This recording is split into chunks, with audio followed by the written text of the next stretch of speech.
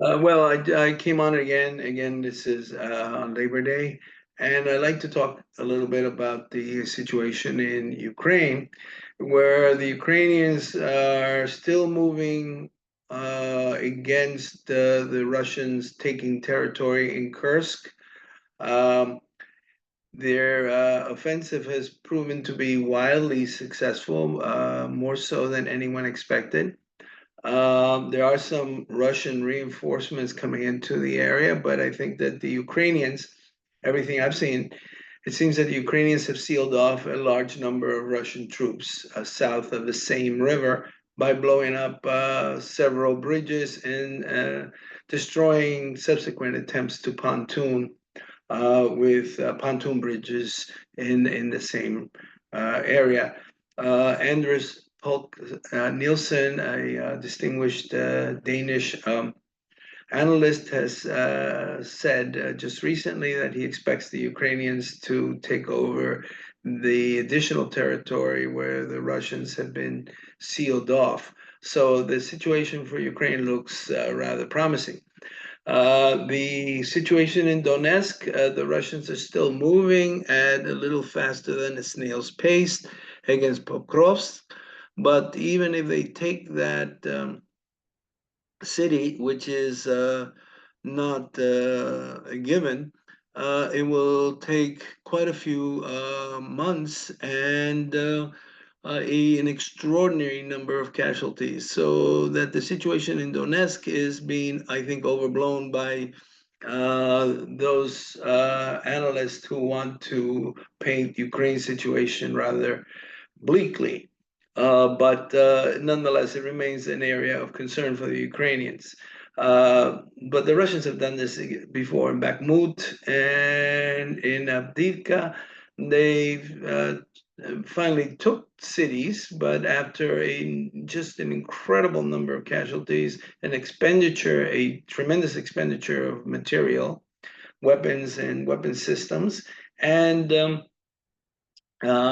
expending a very, very long time in taking these cities. I expect that to be the case in Pokrovsk, in Donetsk, and it's still a very long way to Kramatorsk and Sloviansk, which are the main cities waiting for the Russians and which are heavily defended by Ukrainians. So that the situation in Donetsk is serious, but it's not dire. Uh, and then I want to turn just briefly to the fact that Russia has attacked with its missiles uh, Kiev on the day that school starts. So anyone who argues that Russia is somehow the good side in this is an imbecile or just working for the Russians, and it might be both. There are a lot of imbeciles on YouTube, and there are a lot of Russian agents of influence. I would mention Jeffrey Sachs, John Mearsheimer, and that ever hating, US hating pseudo intellectual Noam Chomsky. They've all argued that somehow NATO's expansion was responsible for Putin's full invasion of Ukraine in 2022. But looking at the facts and the history of it, that proves just untenable. And again, an attempt by intellectuals or pseudo intellectuals to somehow support the aggression by Russia against Ukraine. And I will try to prove that systematically. That is, the Helsinki Accord, signed by the Soviet Union and the West and Western nations in 1975, and also Eastern European nations, basically agreed to national self-determination, full national self-determination for all states in Europe, which would presumably allow any state to ask for membership in NATO at any time. I guess that wasn't a possibility in 1975, given the fact that in 1968, In 1970, the Soviet Union, under the Brezhnev Doctrine, had invaded both Czechoslovakia and Poland.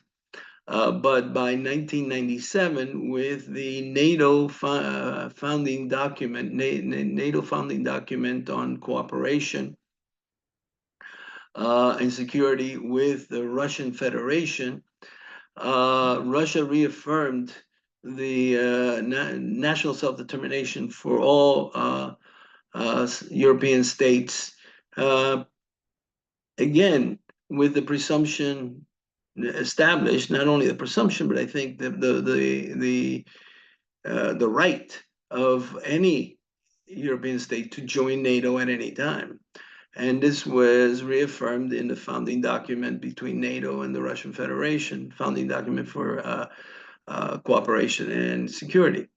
And if anything, it reaffirmed the Helsinki document of 1975, so that NATO expansion should have been expected by 1997.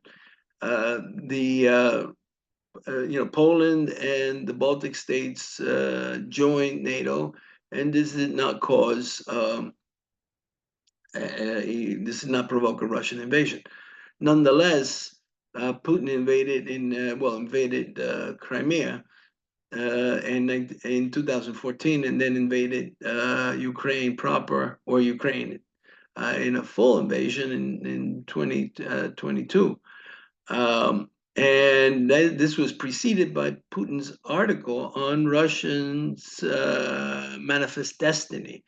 That is, Putin envisioned a Russian empire rebuilt on the ashes of the Soviet Union. Putin has mentioned that he admires Peter the Great, and in fact, the invasion was predicated on the idea that Putin could become the next great czar. This is the full extent and the full explanation for the Russian invasion of Ukraine. There is no other argument except those voiced by Russian shills and paid agents.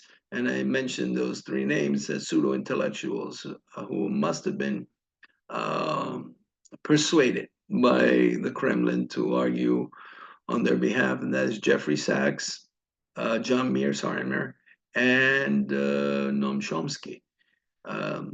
It's patently clear, and their blood is on their hands because they are supporting the indiscriminate bombing of civilians in Ukraine.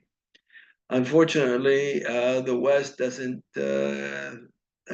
give Ukraine the full ability to defend itself by allowing it to use its long-range weapons on Russian territory. It must do that. It cannot allow children, women, and civilians to be indiscriminately killed by the genocidal regime in Moscow. Well, that is all I have today, and I will be back soon with another update on Ukraine. Thank you very much for listening to me, and if you are listening to this, please subscribe if you found it useful.